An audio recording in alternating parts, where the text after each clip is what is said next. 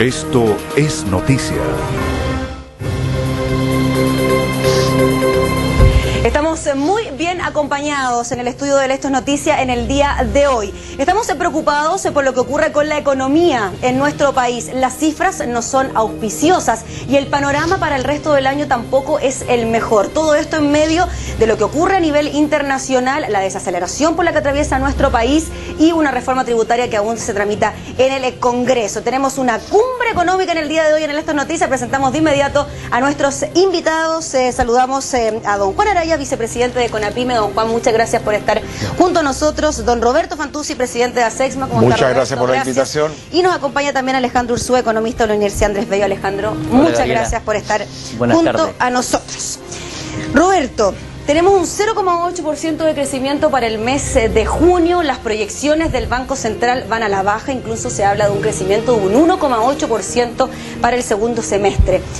¿Cómo podemos nosotros entender lo que ocurre con nuestra economía con cifras tan bajitas? A mí, fíjate que me ha llamado mucho la atención que los economistas dicen esto corresponde al el 60% de situaciones externas o variables externas, 40% internas y así sucesivamente. Yo creo que esto se está incubando. Todos sabemos que el sector minero no está haciendo sondaje, que en algún momento se iba a impactar en nuestra economía. Todos supimos por bastantes años que tuvimos un dólar que no hacía rentable a las empresas. Un dólar a 4.50 era imposible y lo dijo el exministro que a 550 era saludable. Tenemos un costo de la energía altísimo. Entonces hizo todas las empresas que fueran inviables. Oye, si el año pasado cerró Madeco es una empresa emblemática en nuestro país, que tenía como 80, 90 años en el mercado, que elaboraba cobre. O sea, esto se veía venir desde el año 2012. Mira, a mí me llamó mucho la atención y agradezco que me hayan invitado a una asamblea que hizo ACIMET. Hizo un encerrón e invitó a economistas, etcétera, y yo fui a escuchar. Y se está hablando de volver a industrializar este país. El año pasado cerraron 12 plantas metalúrgicas en este país. Esos indicadores se van a reflejar a posterior, no se reflejan en forma automática. Esto no es un switch. Con lo que usted dice entonces, Roberto, ¿la cosa podría empeorar en los próximos meses? Mira, ojalá que no sea así. Ahí es donde juega el rol el mundo empresarial. Que a veces el gusto amargo y ya estamos cambiando la actitud que estamos pidiendo. No, nosotros como sector privado tenemos que hacer propuestas al gobierno. Decir, ¿cuál es el camino de salida? Ser positivo. Yo participé activamente en una campaña que se hizo hace muchos años, salvo Juan estaba vivo, en el 82.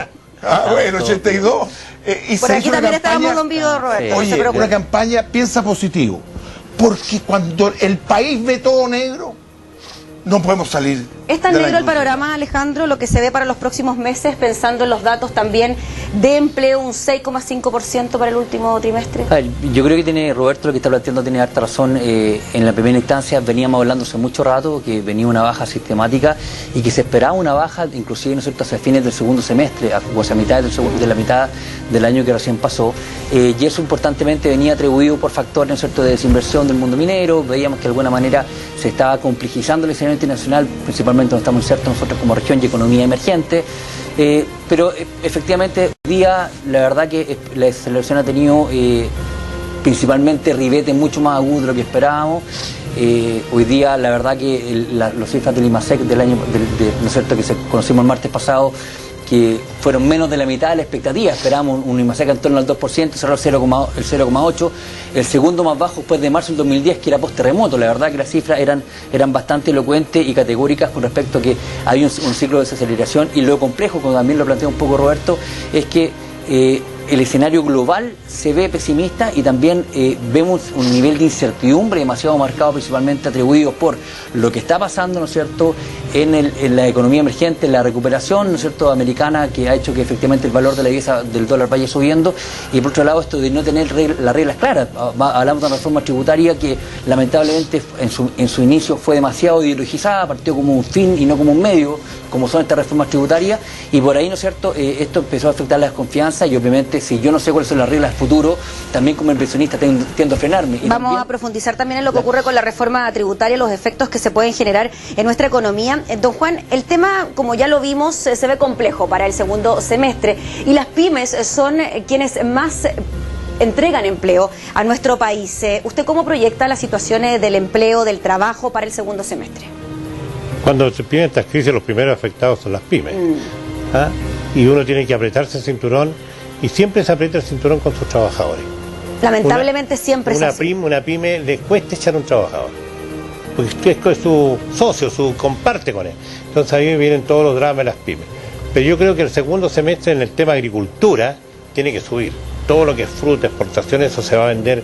Hay un tema con Rusia que podría ir. Y los chanchos ya anunciaban un 60% aumento. Y lo otro, el sector forestal está muy fuerte. Y el sector salmones. El sector minero está ahí. El sector minero, finalmente lo que ocurre con el sector minero es que el precio del cobre está muy bajo, ¿no? De ahí a que nuestra principal forma de ganar lo que pasó con el cobre es que subieron los costos. Exacto. Y al subir los costos, porque menor ley y una serie de factores, mayor costo energético, es lo que yo he conversado, mano de obra, es lo que yo he conversado. Pero nosotros tenemos como perspectiva, que yo creo que tenemos que pensar que este país tiene que volver a crecer. La reforma tributaria seguramente crea incertidumbre, pero a mí no me cae ninguna duda que era fundamental tener la reforma educacional. ¿Por qué desde el sector empresarial hay ciertas reticencias a la reforma tributaria y tuvo que finalmente llegarse a un acuerdo en el Senado? Estamos en un canal de televisión, ¿verdad? Sí. A ninguno de nosotros nos gusta ver los canales, ¿verdad? A todos nos gusta ver los canales, pero a ninguno nos gusta tener una antena de televisión al lado, ni de celular tampoco, y a todos nos encanta hablar por celular. Eso se llama, en gringo, tú debes saber, que a nadie le gusta tener la antena atrás de su jardín. A nadie le gusta pagar los costos. Los costos. Entonces, lamentablemente, si uno quiere una reforma tributaria con el objeto de resolver un problema social, tiene que aumentar el valor del tributo. Pero déjame terminar, que yo creo que va a reventar. Por otro lado, a mí realmente me preocupa, y ustedes los economistas saben mucho más que nosotros, el aspecto social de este país deja mucho que ser en la salud. La salud uno va y lo atienden de forma automática porque está en un ISAPRE, pero cuando uno está en la salud pública se demoran 6-7 meses. Bueno, se supone que la reforma tributaria, aparte de recolectar recursos para educación, también yo no para veo salud. que alcance para todo, por eso es que sería interesante. Oye, yo estuve en una reunión, y en el Checo Artiro, la verdad, una reunión de empresarios, y me dijo, esto es lo mismo que ponerse la corbata antes que la camisa. Antes la camisa, correcto. Entonces deberíamos saber, o tenemos tener un acercamiento, cuáles van a ser de los valores para la reforma educacional, la salud, infraestructura, que también es fundamental para el desarrollo de cualquier país. Algunos dicen que con la desaceleración y lo que ocurre a nivel internacional, incluso se puede cuestionar la cifra de los 8.200 millones que se recaudarían por reforma tributaria. ¿Cómo quedaron las pymes con esta reforma? Quizás no queremos abordar precisamente lo que ocurre con la reforma tributaria, sino el proceso de desaceleración, pero es imposible no tocarlo y que sean elementos separados. Bueno, la reforma tributaria, nosotros cuando sale el proyecto originalmente estábamos en el infierno. Hoy día estamos en el purgatorio. ¿Todavía no llegan al cielo? No, en el cielo todavía no, ni el paraíso. ¿Llegarán al cielo, don Juan? Miren, las pymes van a sobrevivir, las pymes siempre sobreviven. Los más grandes son los que se caen. Pero yo creo que hay como un pánico generalizado de que la reforma tributaria va a destruir todo. Fíjense que para el año 18 va a estar en vigencia plena. ¿Qué va a pasar el año 15, el 16? Pero ¿cómo se puede, Alejandro, manejar una reforma tributaria cuando hay una carga impositiva bastante importante? En el año 2010 teníamos impuestos que no llegaban al 20% y ahora estamos hablando de una carga impositiva del 25% para las empresas. O sea, no solamente que una carga impositiva que se incrementó, ¿no es cierto?, en forma fuerte, sino que además eran impuestos que prácticamente yo los pude dejar, ¿no es cierto?, como crédito fiscal para poder seguir invirtiendo. Y de alguna manera ese fue el gran coto que viene a poner esta reforma. O sea, la reforma, a mi modo de ver, creo que dicta mucho una muy buena reforma porque no toca también temas con respecto a los temas de las personas naturales. Yo creo que una de las banderas de lucha que uno está escuchando, ¿no es cierto?, por esta reforma tributaria era que iba a ayudar a eliminar la desigualdad. O que iba a, ¿no es cierto?, atacar un poco la desigualdad. Y la verdad, cuando uno ve que no se toca el IVA, que es el impuesto más regresivo que podemos tener para los quintiles más bajos de la población, cuando uno puede imponer, por ejemplo, como sociedad conyugal, temas económicos, sí, pero para todo el resto, y ese tipo de elementos de alguna manera dice, bueno, me falta mucho, dicta mucho este tema de conseguir ese tema de equidad social, y por otro lado se ve esto como más bien, ¿no es cierto?, un mecanismo para incrementar, ¿no es cierto?, las arcas fiscales para poder dar demanda todos estos requisitos o todos estos requerimientos sociales que se han ido levantando. Pero por ahí de alguna manera es donde echamos un poquitito menos una mirada un poco más macro. A mí, en lo personal, lo que me genera más ruido es la celeridad con la cual se echan las cosas. Lamentablemente, en la Cámara de Diputados en primera instancia ¿no es cierto?, se farreó una oportunidad de haber dialogado un poquito más el tema, de hecho una pega un poquito más parece profunda. Que ahora se está dialogando más. Don Juan, ¿se juntó usted con el presidente de la Cámara de Diputados, Pablo Lorenzini? Hoy día, ¿Cómo le fue? Yo quiero decirle primero, si quieren paz social los empresarios, tienen que poner más lucas en la mesa para solucionar el tema de educación, salud. O sea, hay que aumentar los impuestos a los empresarios. ¿El 27% le gusta a usted? ¿Cuánto? ¿El 27% de Nosotros no vamos a pagar las pymes 27%, por lo tanto, los grandes empresarios... los grandes tienen que pagar, porque al final piensa que el 1%... Espérese, ¿a don Roberto le gusta el 27%? Mira, lo que pasa es que hay que ser bien honestos. Las empresas nunca han pagado impuestos en Chile. No, pues sí, es la verdad. Exacto. Si el impuesto de las empresas, que la gente es una cosa tan técnica que a veces no lo va a entender, los impuestos de las empresas equivalen a repartir dividendos que sirven solo para pagar impuestos. Eso es la primera categoría. Correcto. Entonces nunca han pagado. Hoy día está cambiando la estructura, porque eso así se constituía el FUT. Fíjate que es tan poco los impuestos que se pagaban que el arca fiscal, el global complementario sale negativo. ¿Sabes lo que significa negativo? Que el fisco tenía que pagarle y devolver plata de los impuestos. Ese era el nivel, pagaban solamente los que tenían abajo el nivel del 20% o el 17% cuando correspondía al 17%. Esto trae como consecuencia que hoy día se va a tratar de que paguen los grandes. Eso es efectivo. ¿Se va a tratar? ¿Se va a conseguir? Mira, yo tengo un temor enorme, porque la vía de ilusión, los chicos le pagan a los contadores, ¿cuánto? Corrígeme, 30, 40 lucas. Por 30.000 pesos, 40.000 pesos, tú no puedes tener un ingeniero tributario. Los grandes lo tienen. Entonces, si queda así un hoyito perforado, seguramente se van a ir por ahí las grandes empresas, por razones obvias, porque a ninguno nos gusta pagar impuestos, ni a ti, ni a mí, ni a nadie nos gusta pagar impuestos. Pero, don Roberto, lo que decía es que los grandes empresarios deben pagar impuestos. ¿Los pequeños empresarios deben tener algún tipo de tratamiento especial frente a eso? El otro día se discutía qué hacer con la utilidad de las grandes empresas.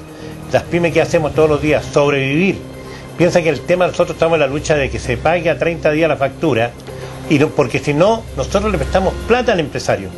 O sea, el IVA se lo prestamos, tenemos que conseguirnos plata con el amigo, o con el banco, o con cualquiera. ¿Cómo se puede entender de que las grandes empresas paguen hasta 180 días, don Juan?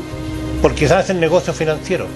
Lo estoy picando, Raúl. Claro, no hacen negocios financieros. Están tocando de mal de No, lo que pasa es que entiendo que una de las principales yo era presidente de la demandas Conapyme es que se pague a Polman. 30 días. Hicimos el ejemplo de la lechuga. Polman recibe la lechuga hoy día, las vende al otro día, tiene el valor de la lechuga, ¿ya?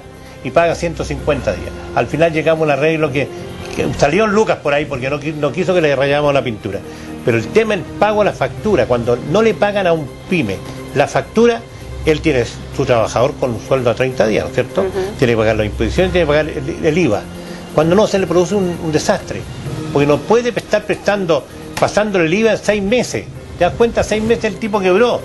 Entonces planteamos nosotros que hoy día la reforma tributaria vaya incluido que cuando no pagan los 30 días no puedan ocupar el crédito que le estamos pasando en la factura.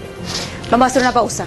Me esperan unos minutos. Vamos a la pausa, hacemos pausa comercial, volvemos enseguida con más aquí en Esto es Noticias sobre todo lo que está ocurriendo con nuestra economía y la desaceleración que se viene más complicada para los próximos meses.